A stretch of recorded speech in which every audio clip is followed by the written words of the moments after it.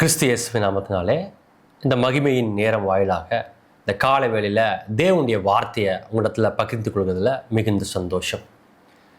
ராஜ்யத்தின் வல்லமையை குறித்து இன்றைக்கு காலை வேளையில் உங்களிடத்தில் பகிர்ந்து கொள்ள விரும்புகிறேன். ராஜ்யத்தின் வல்லமை என்று எதை குறித்து பேசுகிறதா இருக்குது?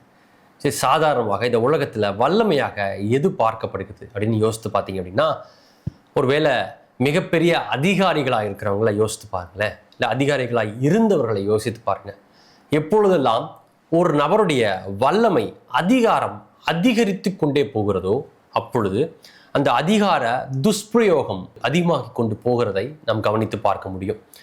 உதாரணமாக நீங்கள் ஹிட்லரையோ முசோலினியோ இல்லை இன்னும் சர்வாதிகாரியாக இருந்த மனிதர்களை யோசித்து பார்த்தீங்க அப்படின்னா, அவர்கள்லாம் என்ன பண்ணியிருப்பாங்க அப்படின்னா, அவங்களுடைய அதிகாரத்தை துஷ்பிரயோகம் செய்தவர்களாக இருப்பாங்க, தவறாக உபயோகப்படுத்தினவர்களாக இருப்பாங்க. எப்பொழுதெல்லாம் அதிகாரம் அதிகரிக்கிறதோ அப்பொழுதெல்லாம் அவர்கள் துஷ்பிரயோகம் செய்யறவர்களாக இருப்பாங்க. அடால்ஃப் ஹிட்லருடைய ஒரு ஃபேமஸான சொற்றொடர் இருக்குது, மிகவும் பிரபலமான சொற்றொடர். என்ன சொற்றொடர்? உனக்கு ஒரு காரியத்தை பிடிக்கல, ஒரு ரூலை பிடிக்கல, ஒரு சட்டத்திட்டத்தை பிடிக்கலன்னா அதே சட்டத்தை ஃபாலோ பண்ணு. அந்த சட்டத்திட்டத்தை ஃபாலோ பண்ணி அதனுடைய உச்சாணி கொம்புக்கு போ, மேலே கொம்புக்கு போயிட்டு உனக்கு பிடிக்காத அந்த சட்டத்தை மாற்று. நான் ரொம்ப நாளமாக இது ரொம்ப நல்ல விஷயமாக யோசித்து கொண்டிருந்தேன். ஆனால் அப்படி யோசித்து பாருங்க, அவனுடைய வாழ்க்கையின் முழு அஜெண்டாவும் எது அவனுடைய நோக்கமாக இருந்திருக்கு? சிறு வயதிலிருந்தே எனக்கு ஒரு விஷயம் பிடிக்கல. ஹிட்லரை குறித்து இப்படி ஒரு புஸ்தகத்தில் படித்திருக்கிறேன், சிறு வயது முதலே அவன் மூர்க்க குணம் கொண்டவராக இருந்திருக்காரான். வாழைத்தோப்புகளுக்குள்ளாக போய் கத்தி எடுத்து வெட்டுகிறவராக இருப்பாரான், கோவத்தை கட்டுப்படுத்த முடியாமல். அவருக்கு ஒரு அநீதி நடந்ததாக இருக்குது, யூதர்களை குறித்து அவருக்கு ஒரு குரோதம் வன்மம் உண்டானதாக இருக்குது. அதற்காக ஒரு அஜெண்டா, ஒரு நோக்கத்தை வைக்கிறார். என்ன நோக்கத்தை வைக்கிறார்னா, இந்த தேசத்துடைய அதிபதியாய் மாறி இந்த தேசத்தில் இருக்கிற எல்லா யூதர்களையும் கொலை செய்ய போகிறேன் அப்படின்னு ஒரு நோக்கத்தை வைக்கிறார். நோக்கத்தில் முன்னேறி மேலே போய் உச்சாணி கும்பல உட்காந்துட்டார். உட்கார்ந்த உடனேயே அவர் செய்த முதல் காரியம் எப்படிப்பட்ட காரியமாக இருக்குது அப்படின்னா, ஒரு மோசமான காரியமாக இருக்குது, கொடூரமான காரியமாக இருக்குது, கொலையாக இருக்கிறது. ஆனால் நம்முடைய தேவனாகிய கர்த்தர், பிதாவாகிய தேவன் எப்படிப்பட்டவராக இருக்காருன்னா, அவருக்குள்ளாகவும் அசாத்தியமான ஒரு வல்லமை உள்ளதாக இருக்குது. அந்த வல்லமையை அவர் எப்படி வெளிப்படுத்துகிறார், அந்த வல்லமை நமக்குள்ளாக இருந்து எப்படி வெளிப்படுகிறதா இருக்குதுன்றது தான் நம்ம தவறாக புரிந்து கொள்கிறதா இருக்கிறோம். ஏன்னா மனிதர்களுடைய அதிகார துஷ்பிரயோகத்தை, தவறாக உபயோகப்படுத்துகிற அதிகாரத்தையும் வல்லமையும் பார்த்து வளர்ந்தவர்களாக இருக்கிறதுனால நம்மளும் என்ன நினச்சிக்கிறோம்னா, அநேக நேரங்களில் தேவனும் சத்ருவும் சாத்தானும் ஈக்குவலி பவர்ட், ஒரே அளவு திறனும் வல்லமையும் கொண்டவர்கள் நம்மளே நினச்சிக்கிறோம். ஆனால் தேவனும் சத்ருவும் ஒரே அளவு வல்லமை கொண்டவர்களா இல்லைங்க. ஒருவேளை இப்படி ஒரு உதாரணத்தை நான் கொடுக்க முடியும். ஒரு அடல்ட், ஒரு 25 வயது மதிக்கத்தக்க ஒரு வாலிபன் இருக்கிறான். நல்ல கட்டுமஸ்தான, நல்ல உடற்பயிற்சி செய்து நல்ல வலுவான திறனுடைய ஒரு வாலிபன் இருக்கிறான். அவனை ஒரு கை குழந்தைட்ட இல்லை ஒரு எல்கேஜி படிக்கிற குழந்தைய எதிரில் நிப்பாட்டி, நீங்கள் 2 பேரும் சண்டை போடுறீங்க, உங்கள் 2 பேருக்குள்ள தான் சண்டை அப்படின்னு சொன்னால் எப்படி அது ஒரு கேலிக்குரியதாக நகைச்சுவைக்குரியதாக இருக்குமோ, அதே போல தான் நம்ம பேசிக்கொண்டிருக்கிற சத்துருவுக்கும் தேவனுக்குமான யுத்தம் இருக்குது. அது ஒரு நகைச்சுவைக்குரியதானதாக இருக்குது. ஏன்னா தேவனுடைய வல்லமை அளப்பரியதாக இருக்குது, அவருடைய வல்லமைக்கு நிகரில்லாததாக இருக்குது. வார்த்தையினால எல்லா சிருஷ்டிகளையும் தாங்குகிறவராக இருக்கிறார், அஸ்திவாரம் போட்டவராக இருக்காருன்னு வார்த்தை சொல்லுது. வெறும் வார்த்தையை வச்சு இதெல்லாம் செய்ய முடிகிற வல்லமை உள்ள ஒரு தகப்பன், எல்லாவற்றையும் அவனே செய்து கொள்ளணும், பொய் சொல்லி செய்து கொள்ளணும்னு இருக்க நிலைமையில் இருக்கிற ஒரு சத்துரு கூட, சாத்தான் கூட இறங்கி வந்து சண்டை போடுறாருன்றது எவ்வளவு கேலிக்குரியதான காரியம் பாருங்க, எவ்வளவு நகைச்சுவைக்குரியதான காரியம். இப்போ தேவனுடைய வல்லமை எப்படிப்பட்டதாக இருக்குது? தேவனுடைய வல்லமை எப்படி யோசித்து பாருங்க. அவர் புத்தம் கொடுத்தாராம், இல்லை நாசியில ஊதுனாராம் ஆதாமுக்கு. மண்ணா இருந்தவன் ஜீவாத்மாவானானா, ஜீவ ஆத்மாவானான்னு போட்டிருக்குது. மண்ணிலிருந்து தான் பறவைகள், மண்ணிலிருந்து தான் மிருகங்கள் உருவாக்கப்பட்டதாக இருக்குது. ஆனால் அவைகளுக்கெல்லாம் ஆண்டவர் வார்த்தையை மட்டும் தான் சொன்னார். மண்ணிலிருந்து சகல விதமான பறவைகளும் மிருகங்களும் உண்டாக கடவுதுன்னு சொன்னார். அது உண்டாயிடுச்சு. அப்படியே மனுஷனை படைச்சிருக்கலாமே, மனுஷியை படைச்சிருக்கலாமே, ஏன் அவர் அப்படி படைக்கல? அவர் வல்லமைக்கு ஒரு நோக்கம் உண்டு. அவர் தன்னுடைய வல்லமையை மனுஷனாகிய ஆதாமுக்குள்ளாகவும் மனுஷியாகிய ஏவாளுக்குள்ளாகவும் வைக்க நினைச்சார். அதனால தான் அவங்களோட நாசியில சுவாசத்தை ஊதுறார். நாசியில சுவாசம் விட்டாலும் என்ன ஆகுது? ஜீவாத்மா ஆகிறான், சகலத்தின் மேலும் ஆண்டு கொள்ளுகிற அதிகாரத்தை பெற்றவன் ஆகிறான். ஒரே ஒரு நாசியின் சுவாசம் தான். இன்னும் விவரித்து சொல்லணும்னா, இப்படி பாருங்க, இயேசு கிறிஸ்து சுகமளிக்கிறவராக அவருடைய தேசத்தில் அவருடைய காலகட்டத்தில் சுற்றித் திரிகிறவராக இருக்கிறாரு. எருசலேமிலும் யூதேயாவிலும் சுகமளித்து கொண்டிருக்கிறார். அசுத்த ஆவிகள் அவரை பார்த்து ஓடுகிறதா இருக்குது. அவரை பார்த்து வேதபாரர்கள், சதுசேயரும் பரிசேயரும் என்ன சொல்றாங்க அப்படின்னா, இவர் பெயர் சபூலினாலே இந்த ஆவிகளை ஓட்டுகிறார் அப்படின்னு சொல்றப்போ அவர் ஒரு பதில சொல்றார். எந்த ராஜ்யமும் தனக்குத்தானே எதிர்த்து நின்றா அது நிலை நிற்க மாட்டாது அப்படின்னு சொல்லிட்டு இன்னொரு காரியத்தை சொல்றாரு. இந்த அசுத்தாவியா அப்ப எப்படி விரட்டுறீங்க? பெயர் சபூலினால விரட்டலனா எப்படி விரட்டுறீங்கன்னு இயேசு கிட்ட கேட்குறாங்க. இயேசு என்ன தெரியுமா பதில் சொல்றாரு? இப்போ நீங்க சொல்ற கம்பேரிசனே, நீங்க யாரு கூட என்ன கம்பேர் பண்றீங்களோ அது எனக்கு ரொம்ப நகைச்சுவைக்குரியதா இருக்குது. பெயர் சபூலுடைய மொத்த அதிகாரத்தையும் அவன் வெளிப்படுத்தி தான் ஒரு சாத்தான இல்லை சேனையா இருக்கிற லேகியோனா இருக்கிற சாத்தானை விரட்டணும். ஆனால் எனக்கு நான் எப்படி விரட்டுகிறேன்னு கேட்டீங்க அப்படின்னா, தேவனுடைய சுண்டு விரலினாலே அப்படின்னு போடுறேன். தேவனுடைய சுண்டு விரலினாலே அசுத்த ஆவிகளை விரட்டுகிறேன். நீ நினைச்சிட்டு இருக்க பெயர் சபூல் மாதிரி ஒரு பராக்கிரம் மிக்க ஒரு சாத்தானை கூட்டு வந்து ஒரு ஜெய்ஜாண்டிக்கா ராட்சசன் போல நிற்கிற ஒரு சத்ருவை வச்சுதான் இன்னொரு சத்ருவை விரட்டணும் நீ நினைச்சிட்டு இருக்கிற. இல்லப்பா, தேவனுடைய சுண்டு விரல் போதுமே. நாசியின் சுவாசத்தை யோசித்து பாருங்க. ஆதாமுக்குள்ள எந்த நாசியின் சுவாசம் ஊதப்பட்டுச்சோ அதே நாசியின் சுவாசம் தான் செங்கடலை பிளந்ததா இருக்குது. தாவீது இப்படி பாடுறாரு, நாசியின் சுவாசத்தினாலே செங்கடல்களை பிளந்து போட்டார். ஒரு பெருமூச்சு விட்டா செங்கடல்கள் பிளந்து போகிறது, யோர்தான் பிளந்து போகிறது. அப்படிப்பட்ட வல்லமையை ஒரு மனுஷனுக்குள்ளாக போட்டு அந்த வல்லமை அவனுக்குள்ள கம்பேட்டபிளா இருக்கணும். நீங்க யோசிச்சு பாருங்க, செங்கடலை பிளந்து போட்ட ஒரு வல்லமையுள்ள மூச்சு காற்று, நாசியின் சுவாச காற்று, அந்த மனுஷனுக்குள்ள இல்ல மண்ணா இருந்த ஒரு சுரூபமா இருந்த விக்கிரகமா இருந்த ஒரு மனுஷனுக்குள்ளாக அவர் ஊதுனா அந்த மண்ணு செதறி தானே போயிருக்கணும். ஆனால் அது ஜீவ ஆத்மாவாகிறது. அப்ப மனுஷனுக்குள்ளாக எப்படிப்பட்டதாக அவருடைய வல்லமையை உட்செலுத்தினார் கேட்டா, அன்பின் நிமித்தமாக, அன்பின் வழியாக ஊடுருவி செல்ல வைத்தார். இதே சுண்டு விரலுடைய காரியத்தை யோசிச்சு பாருங்க. நான் பெயர் சபூலினால விரட்டல, நான் சுண்டு விரலினால அசுத்தாவிகளை விரட்டுறேன்னு இயேசு சொல்றாரு. இதே சுண்டு விரல் வேற எங்கே பேசப்பட்டிருக்கிறது? மோசேயுடைய காலகட்டத்தில் மோசே தன்னுடைய கோலை கொண்டு போய் போடுறாரு, பாம்பாய் மாறுகிறது. அங்க பார்வோன் தன்னுடைய மந்திரவாதிகளை கூப்பிடுறான், அவர்களுடைய கோள்களும் பாம்பாய் மாறுகிறது. மோசேயுடைய கோல், அந்த மந்திரவாதிகளுடைய கோல் பாம்பா மாறின அந்த கோள்கள் எல்லாம் விழுங்கி போட்டு தனி பெரும்பான்மையோடு கோலாக எழும்பி நிற்கிறது. இப்போ அந்த மந்திரவாதிகளை பார்த்து பார்வோன் சொல்றாரு, ஏதாவது பண்ணுங்கப்பா, அவன் எப்படிப்பா இது பண்றான், ஏன் உங்க பாம்புகள் அவனுடைய பாம்புகளை விழுங்கி கொள்ள முடியாதா இருக்குதுன்னு சொல்லி கேட்ட உடனே அந்த மந்திரவாதிகள் பார்வோனுக்கு இப்படி ஒரு பதில சொல்றாங்க, இது தேவனின் விரல், தேவனே வந்து நிக்கிறாருன்னு சொல்ல பாருங்க. தேவனுடைய முழு வல்லமை நிற்குது, யெகோவாகிய தேவன் வந்து நிற்கிறார், சர்வ வல்லமை உள்ளவர் நிற்கிறாருன்னு அவங்க சொல்ல, சர்வ வல்லமை உள்ளவருடைய சுண்டு விரல் வந்து நிற்குது. இந்த சுண்டு விரல் கூட தான் நம்மளால சண்டை போட முடியாதுங்க, ஏன்னா அவர் சர்வ வல்லமை உள்ளவர். நம்ம மேபி பேர் சபூலா இருக்கலாம், நம்ம பராக்கிரம் மிக்க ஒரு ராட்சசனா சத்ருவா சாத்தானா இருக்கலாம், ஆனா தேவனின் சுண்டு விரல் போதுங்க நம்மளை மேற்கொண்டு ஜெயம் கொண்டு வெற்றி கொண்டு போகிறதற்கு. அதனோடு நம்மளால எதிர்த்து நிற்க கூடாது. இந்த வல்லமையை அவர் எங்கே சொல்லிக் கொடுக்குறார் அப்படின்னா, இயேசு கிறிஸ்து சொல்லிக் கொடுக்கக்கூடிய ஜபத்தில் சொல்லிக் கொடுக்குறாரு. நம்ம எல்லாருக்கும் தெரியும் இந்த ஜபம், பரமண்டல் இருக்கிற எங்களுடைய பிதாவே உம்முடைய நாமம் ரட்சிக்கப்படுவதாக, உம்முடைய ராஜ்யம் வருக அப்படின்ற அந்த ஜபம் எனக்கு தெரிந்ததாக இருக்கிறது. மத்தேயு சுவிசேஷம் 6ஆம் அதிகாரம் 13ஆம் வசனம் இப்படி சொல்லுது, எங்களை சோதனைக்குட்பட பண்ணாமல் தீமையை நின்று எங்களை ரட்சித்துக் கொள்ளும், ராஜ்யமும் வல்லமையும் மகிமையும் என்றென்றைக்கும் உம்முடையவைகளே ஆமென் என்பதே அப்படின்னு இயேசு தன்னுடைய ஜபத்தை சொல்லிக் கொடுக்குறாரு. இப்படிதான்ப்பா ஜபம் பண்ணணும். அந்த வசனம் இப்படி ஆரம்பிக்குது, நீங்கள் ஜபம் பண்ண வேண்டிய விதமாவது அப்படின்னு சொல்லுகிறவரா இருக்கிறார். யாருக்கு சொல்லிக் கொடுக்குறாரு சொல்லி பார்த்தீங்க அப்படின்னா, அதே அதிகாரம் மத்தேயு எழுதின சுவிசேஷம் 6ஆம் அதிகாரத்தை நீங்க ஆரம்பத்திலிருந்து படிச்சு பார்த்தீங்க அப்படின்னா பரிசேயர்களுக்கு சொல்லிக் கொடுக்குறாரு. இந்த பரிசேயர் என்ன செய்யறாங்க,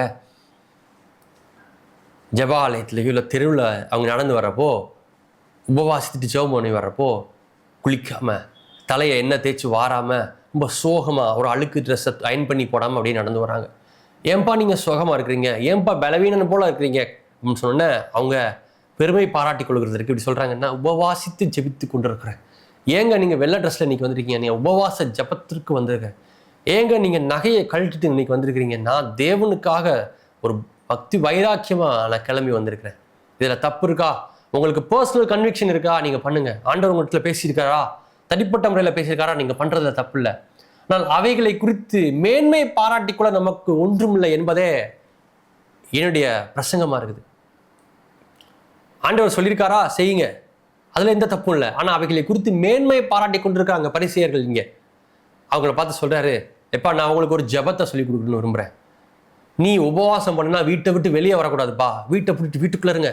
ஆண்டவருக்காண்டி நீ உன்னை தியாகம் பண்ணுற, நீ எல்லாத்தையும் போய் சொல்லிட்டு இருக்காத. அப்படி நீ பண்ணேன்னா நீ உன் பலனை அடைந்து தீர்ந்தாயிற்று. எதுக்காண்டி ஜெபம் பண்ணுறியோ அதனுடைய பலன் கிடைச்சிருச்சு அப்படின்ற. அப்போ நான் பொருளாதாரத்துக்காண்டி ஜெபம் பண்ணுறேன், கிடைச்சிருச்சா? சுகத்துக்காண்டி ஜெபம் பண்ணுறேன், கிடைச்சிருச்சா? இல்லைப்பா, நீ போய் பெருமை பாராட்டல, அதான்ப்பா உனக்கு பலன் அப்படின்ற. சரி, இப்போ எப்படி தான் ஜெபம் பண்ணணும் அப்படின்னு இந்த பரிசேயருக்கும் சரிசேயருக்கும் சொல்லணும்ல. மனுஷங்களை மாதிரி குற்றம் மட்டும் சொல்லிட்டு போயிட முடியாதுல்ல. அவர் பதிலையும் சொல்லிக் கொடுக்கணும்ல. எது சரியான முறைன்னு சொல்லிக் கொடுக்கணும்ல. இப்போ சரியான முறையை அவர் சொல்லிக் கொடுக்குறார்.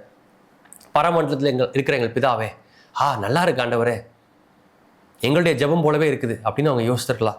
அடுத்தடுத்த வரிகளில் இப்படி சொல்றாரு, எங்களுக்கு சோதனைக்கு உட்பட பண்ணாமல். ஆண்டவரே ரொம்ப அருமையா இருக்கு. தீமையின்றி எங்களை ரட்சித்துக் கொள்ளும். ரொம்ப நல்லா இருக்குது ஆண்டவரே. ராஜ்யமும் வல்லமையும் மகிமையும் என்றென்றைக்கும் உம்முடையவைகளே. இந்த ராஜ்யமும் வல்லமையும் மகிமையும் என்றென்றைக்கும் உம்முடையவைகளே, நாங்கள் மேன்மை பாராட்டிக்கொள்ள ஒன்றும் இல்லை அப்படின்றத நான் எப்படி தெரிஞ்சுக்கிறது அப்படின்னா, அதே பிரேயர்ல அதே ஜபத்துல என்ன தெரியுமா சொல்லி கொடுக்குறாரு? எங்களுக்கு தீமை செய்தவர்களை நாங்கள் பொறுப்பது போல எங்கள் தீமைகளை நீங்க பொறுத்துக் கொள்ளுங்க அப்படின்னு தமிழ்ல போட்டிருக்கு. நான் இங்கிலீஷ்லையும் கிரேக்க மொழியிலையும் இந்த வசனம் என்னவா சொல்லுதுன்னா, ஆண்டவர் எப்படிப்பட்ட ஜபத்தை சொல்லி கொடுத்துருக்காருன்னா, எங்கள் கடனாளிகளுக்கு நாங்கள் யாருக்கெல்லாம் கடன் கொடுத்துருக்குறோமோ அவங்க கடன்களை நாங்கள் எப்படி மன்னிக்கிறோமோ அது போல எங்களுடைய கடன்களை மன்னிங்க. நீங்கள் எங்கள் கடன் கொடுத்துருக்கிறீங்களா, அந்த கடனை மன்னிங்க. இந்த பரிசேரும் சரிசேரும் காலகட்டத்தில், யூதர்களுடைய காலகட்டத்தில் இப்படி அதுக்கான ஃபுட் நோட் இப்படி கொடுக்கப்பட்டதாக இருக்குது, அவருடைய விவரித்து சொன்னதாக இருக்குது. அவருடைய காலகட்டத்தில் ஒரு கடனை வாங்கிட்டு அந்த கடனை ஒரு நபரால் திருப்பி செலுத்த முடியல, சகோதரன் திருப்பி செலுத்த முடியலன்னா அவனை அடிமையாக கூப்பிடுவாங்களாம். இல்லை அவன் பிள்ளைகளை அடிமையாக கேட்பாங்களாம். இல்லைன்னா அவன் சொத்தை எழுதி வச்சிருப்பா, உன் பூர்வீக சொத்தை, உங்கள் அப்பா அம்மா உனக்கு கொடுத்த ஆன்செஸ்ட்ரல் லேண்டை, பூர்வீக சொத்துக்களை எங்களுக்கு எழுதி வச்சுன்னு கேட்பாங்களாம். இப்போ இந்த பரிசேயர்கள் எல்லாம் சரிசேயர்கள் எல்லாம் பயங்கரமான வெல்த்தியான ஆளுங்களாக இருக்காங்க. மிகவும் பணம் இருக்கிற ஐஸ்வர்யவான்களாக இருக்கிறாங்க. ஆப்வியஸா நிச்சயமாக எல்லாருக்கும் அவர்கள் கடன் கொடுத்தவர்களாக இருந்திருப்பாங்க. இப்போ அவங்களுக்கு சொல்கிறாரு, எப்பா நீ உபவாசி ஜெபம் பண்ணுறேன், தசம பாகம் கொடுக்குறேன், விதைக்கிறேன் அப்படின்னு சொல்லிட்டு மிகவும் பெருமை பாராட்டி கொண்டு இருக்கிற, அதை குறித்து நீ மேன்மை பாராட்டிக்கல ஒன்றும் இல்லை. அதெல்லாம் நீ வீடை மூடிட்டு ஒரு ரூமுக்குள்ளே பண்ணிக்கோ. எதை குறித்து தெரியுமா நீ ஜெபம் பண்ணப்போ சொல்லணும், நான் ஒருத்தனுக்கு 1 லட்ச ரூபா கடன் கொடுத்தேன், அவனால் எனக்கு திருப்பி செலுத்த முடியல. நான் நினச்சிருந்தா அவன் இடத்த எழுதி வாங்கியிருக்கலாம், நான் நினச்சிருந்தா அவனை அடிமையாக கூப்பிட்டு இருந்திருக்கலாம், நான் அவனுக்கு மன்னிக்க போகிறேன் ஆண்டவரே அப்படின்னு அன்றாட ஜபத்தில். இன்னும் சொல்லப்போனால் அவர்கள் ஒரு நாளைக்கு 5 தடவை ஜெபம் பண்ணுவாங்களாம். ஆலயத்துக்கு போய் 5 தடவை இப்படி ஜெபம் பண்ணால் அவர்கள் கொடுத்த பணத்தை எல்லாம் திருப்பியே வாங்க முடியாது. ஏன்னா ஆண்டவர் எனக்கு கொடுத்த மன்னிப்பை அவர் கணக்கு வச்சா நான் திருப்பி அவருக்கு எப்படி கணக்கு செலுத்துறது? அப்போ நான் யாருக்கெல்லாம் கடன் கொடுத்துருக்கணும், பணம் கொடுத்துருக்கணும், நான் மன்னிக்கணுன்றது எனக்கு நிச்சயமாக வைக்கப்படுகிறது.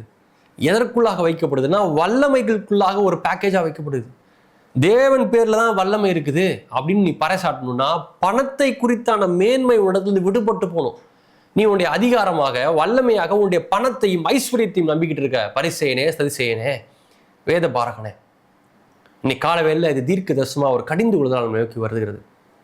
உங்களுடைய கான்டாக்ட்ஸை, உங்களுக்கு தெரிந்தவர்களை, எனக்கு இவ்வளோ பெரிய நபரை தெரியும், இந்த அரசியல்வாதியை தெரியும், இவ்வளோ பணம் என்கிட்ட இருக்குது, இவ்வளோ பேருக்கு நான் கடன் கொடுத்துருக்கேன், எனக்கு இவ்வளோ வட்டி வருது, இவ்வளோ வருமானம் வருது, இவ்வளோ லாபம் வருது, இவ்வளோ பெரிய சர்ச் இருக்குது, இவ்வளோ மக்கள் என் கூட இருக்கிறாங்கன்றது நம்ம முன்பாக பெருமையாக இருக்கிறதா? அது வல்லமையா இருக்கிறதா? அது ராஜ்யமா இருக்குதா? இல்ல தேவனுடைய ராஜ்யமும் தேவனுடைய வல்லமையும் வல்லமையா இருக்குதா? தேவனுடைய வல்லமை எப்படிப்பட்டது? ஒரு நாசியின் சுவாச காற்றால செங்கடலை பிளந்து போட முடியும் 2ஆய். அதை மதுல போல தண்ணீரை நிக்க வைக்க முடியும். அதே நாசியின் சுவாச காற்றை கொண்டு அன்பு நிமித்தமாக தன் பிள்ளைகளுக்கு கொடுக்கிற பொழுது அதே சுவாச காற்று ஜீவ ஆத்மாவாய் ஆதாமை மாற்ற முடியும். இப்போ நம்மளுடைய வல்லமை, நமக்குள்ளாக ஆண்டவர் கொடுத்துருக்க வல்லமை எப்படிப்பட்டதாக இருக்க முடியும் அப்படின்னா, நமக்கு சிருஷ்டிக்கிற வல்லமையை கொடுக்கறதாக இருக்க முடியும் ஒழிய அழிக்கிற வல்லமையை கொடுக்க வல்லமை உள்ளதாக இருக்க முடியாது. நம்ம அழிவுக்கு நேராக தான் அநேக நேரத்தில் பேசிக்கொண்டிருக்கோம். நம்ம வாழ்க்கையில் சபித்து கொண்டிருக்கிறோம், நம்முடைய சகோதரர்களை, உறவினர்களை சபித்து கொண்டிருக்கிறோம், நம்ம சுற்றத்தார. ஆண்டவருடைய நாமத்தில் ஒன்று சபிக்கிறேன் அப்படின்னு சொல்கிறோம். சமீபத்தில் ஒரு வீடியோவை பார்த்தேன், ரொம்ப வேதனைக்குரியதாக இருந்துச்சு. ரொம்ப வீட்டு வாசல் நின்றுட்டு பைபிளை பிடிச்சிட்டு சொல்கிறாங்க, ஆண்டவரே இவனை சபிச்சிருங்க, ஆண்டவரே கொலை பண்ணி போட்டிருங்க ஆண்டவரே ஜெபிக்கிறது யூடியூப்பில் வருகிறதா இருக்குது. எவ்வளோ வேதனைக்குரிய விஷயம் பாருங்கள். தேவனுடைய வார்த்தை, தேவனுடைய ஆவி அதற்காக அருளப்பட்டிருக்குது. இயேசு கிறிஸ்து நம்முடைய சீஷர்களை பார்த்து சொல்கிறாரு, ஆண்டவரே எலியாவின் ஆவியை வச்சு இவங்க மேலே அக்கினி இறக்கிறீங்கன்னு சீஷர்கள் சொல்கிறப்ப சொல்கிறாரு, நீங்கள் இன்ன ஆவி உடையவர்கள் என்று அறியாது இருக்கிறீர்களே. ஆவினா என்னங்க? ரூவா சுவாச காற்று. ரூவா சுவாச காற்று எங்கிருந்து வந்துச்சு? தேவனுடைய நாசியின் சுவாசத்திலிருந்து வந்துச்சு. அதுல தான் ஜீவாத்துவமான, அதுல தான் தேவனுடைய ஆவியானவர் உள்ளே வந்து வசித்து கொண்டிருக்கிறார். என்ன ஆவி உடையவர்கள் என்று அறியாது இருக்கிறீர்களே. அழிக்கவா ஆவி கொடுத்தேன்? சிருஷ்டிக்கத்தான ஆவி கொடுத்தேன், கட்டுவிக்கதான ஆவி கொடுத்தேன், கட்டவிழ்க்கதான ஆவியை கொடுத்தேன், விடுவிக்கதான ஆவியை கொடுத்திருக்கிறேன் உங்களுக்குள்ளாக. தேவனுடைய வல்லமை டுனாமிஸ் என்று சொல்லப்படுகிறது இந்த கிரேக்கத்தில். இந்த டுனாமிஸ்ன்ற வல்லமையை வெறும் வல்லமையாய் மட்டும் சொல்லாமல் ஒண்டர்ஃபுல் ஒர்க்ஸ்னு சொல்கிறாங்க, அதிசயத்தக்க செயல்கள்னு சொல்கிறாங்க. இது வெறும் வார்த்தையாக மட்டும் இல்லையா. இது எங்கே போடப்பட்டிருக்குது? மத்தேயு எழுதின சுவிசேஷம் 7ஆம் அதிகாரம் 22ஆம் வசனம். அந்நாள்களில் அநேகர் என்னை நோக்கி, கர்த்தாவே கர்த்தாவே, உமது நாமத்தினாலே தீர்க்க தரிசனம் உரைத்தோம் அல்லவா, உமது நாமத்தினாலே பிசாசுகளை துரத்தினோம் அல்லவா, உமது நாமத்தினாலே அநேக அற்புதங்களை செய்தோம் அல்லவா. இந்த அநேக அற்புதங்களைன்னு போட்டிருக்குல்ல, இதே வார்த்தையும் இந்த டுனாமிஸை தான் கொடுக்கிறதா இருக்குது. இன்னும் அநேக காரியங்கள் மத்தேயு எழுதின சுவிசேஷம் 11ஆம் அதிகாரம் 21ஆம் வசனம் இப்படி சொல்லுது, பெத்சாய்தாவே உனக்கு ஐயோ, உங்களில் செய்யப்பட்ட பலத்த செய்கைகள் தீருவிலும் சீதோனிலும் செய்யப்பட்டதானால் அப்பொழுதே ரெட்டுடுத்தி சாம்பலில் உட்கார்ந்து மனம் திரும்பி இருப்பார்கள் அப்படின்னு இயேசு கிறிஸ்து கோராசியனை பார்த்து பேசுறாரு, பெத்சாய்தாவை பார்த்து பேசுறாரு. பலத்த செய்கைகள், செய்யப்பட்ட பலத்த செய்கைகள். இது எதனால செய்யப்பட்டுச்சு? ஆவியினால செய்யப்பட்டுச்சு. இந்த ஆவி எங்க இருந்துச்சு? இயேசுவுக்குள்ளும் இதே ஆவிதான் இருந்துச்சு. லூக்கா எழுதின சுவிசேஷம் 5ஆம் அதிகாரம் 17ஆம் வசனம் இப்படி சொல்லுது, இயேசு ஒரு இடத்துல இருக்கிறாரு, பிணியாளிகள், வியாதியஸ்தர்கள் அவரை நோக்கி எங்கள் வியாதிகளை சுஸ்தமாக்குங்க, சுகமாக்குன்னு சொல்லி தேடி வர்றாங்க. இப்படி தேடி வர்றப்போ இயேசு சுகமாக்கலையா. வசனம் இப்படி சொல்லுது பாருங்களேன், அப்பொழுது பிணியாளிகளை குணமாக்கத்தக்கதாக கர்த்தருடைய வல்லமை விளங்கிட்டுன்னு தமிழ்ல போட்டிருக்குது. இங்கிலீஷ்ல இப்படி போட்டிருக்குது, and the power of the Lord was present to heal them. was present, அங்க இருந்துச்சான். தேவனுடைய டுனாமிஸ், தேவனுடைய ஆவி அவர்களை சுகமாக்குறதுக்கு அங்க இருந்துச்சான். இயேசு கூட இருந்துச்சான் ஆவி, பரிசுத்த ஆவி, வல்லமை, டுனாமிஸ் இருந்துச்சான். ரூகா சுவாச காற்று இருந்துச்சான். வியாதியஸ்தர்கள் வருவாங்க, அவங்க மேல ஜீவ சுவாசத்தை ஊதணும், அவர்கள் ஜீவ ஆத்மா ஆகணும், அவங்களுடைய கைகள் சுகமாகணும், கால்கள் சுகமாகணும், கண்கள் சுகமாகணும், காதுகள் சுகமாகணும், இன்னும் என்ன வியாதிலாம் இருக்கும், குஷ்டரோகம்லாம் இருக்கும், எல்லாம் சுகமாகணும். எப்படி சுகமாக்கும்? டுனாமிஸ் அங்க இருக்கணும், வல்லமை இருக்கணும். அதே வல்லமை, அதே ஆவிய பவுல் இப்படி எழுதுறாரு, அன்றியும் கிறிஸ்துவை மரித்தோரிலிருந்து எழுப்பின ஆவி உங்களுக்குள் வாசமா இருந்தால்னு தமிழ்ல போட்டிருக்குது. ஆனால் உண்மையான மொழிபெயர்ப்பு இப்படி தான் சொல்லுது. இங்கிலீஷில் நீங்கள் படிச்சீங்கன்னா சொல்லுது, உங்களுக்குள் வாசமாய் இருப்பதினால் சாவுக்கேதுவான உங்களுடைய சரீரங்களையும் அவர் உயிர்ப்பிப்பது அதிக நிச்சயம் அல்லவா. நமக்குள்ளாக அந்த டுனாமிஸ் இருக்குது, நமக்குள்ளாகவும் அந்த பரிசுத்த ஆவியானவர் இருக்கிறார். எப்படி நிச்சயத்திருக்கிறோம்? சாவுக்கேதுவான காரியங்கள், சாவுக்கேதுவான வியாதிகள் உயிர்ப்பிக்கப்படணும். நமக்குள்ளாக இருந்து வருகிற அந்த பரிசுத்த ஆவியானவராலே.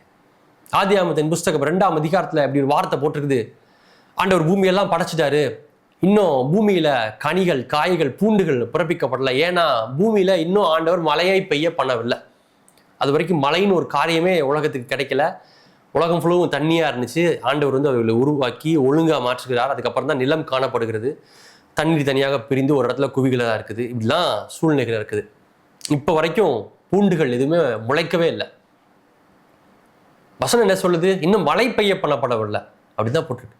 அடுத்த வசனம் என்ன சொல்லணும்? ஆண்டவர் மழையை பெய்ய பண்ணினார், சகல விதமான விருட்சங்களும் வளர்ந்தது அப்படின்னு தானே சொல்லணும்.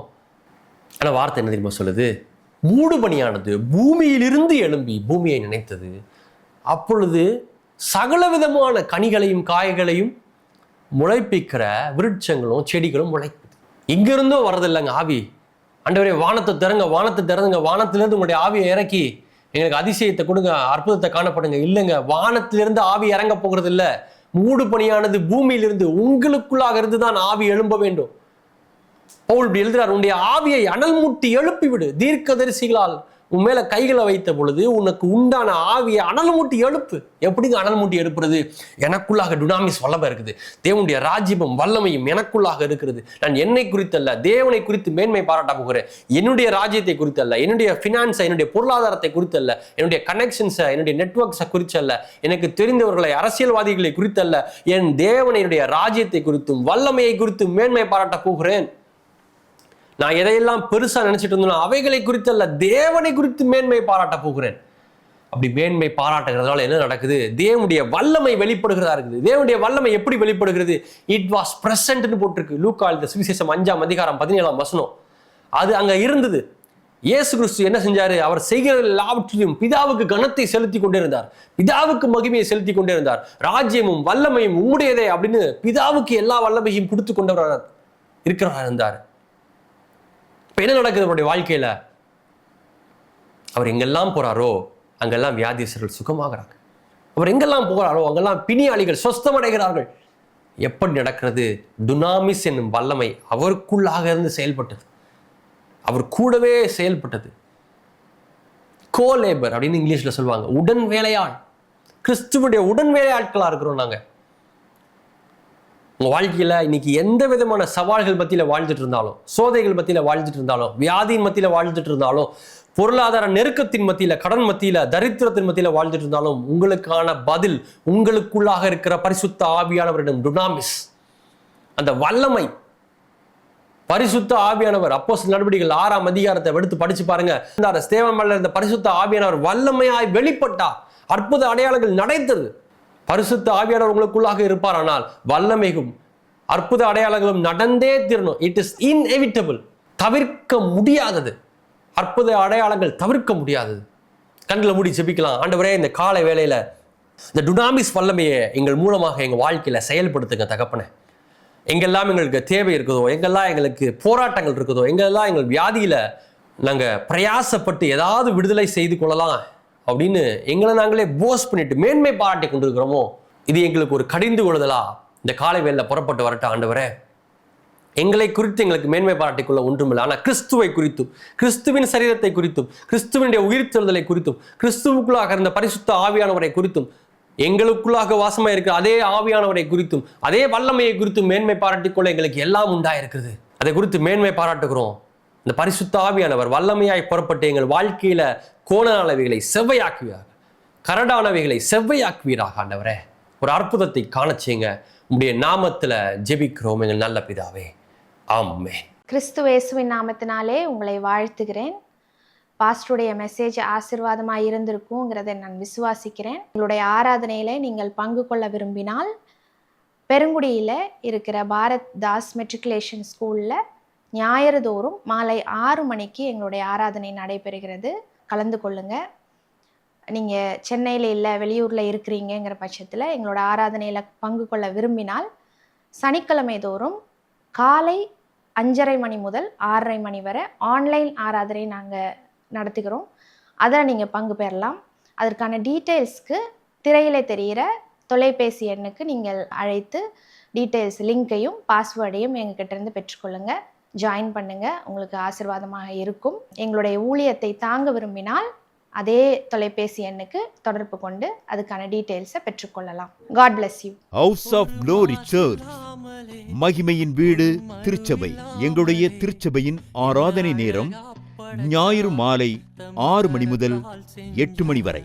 எங்களுடைய விலாசம் Bharat Das matriculation higher secondary school, Perungudi, OMR road, near world trade centre, 600096. உங்கள் ஜெப உதவிக்கு எங்களுடைய இமெயில் விலாசம் christcafterministries@gmail.com. மொபைல் எண்கள் 8056575849 மற்றும் 8126251313.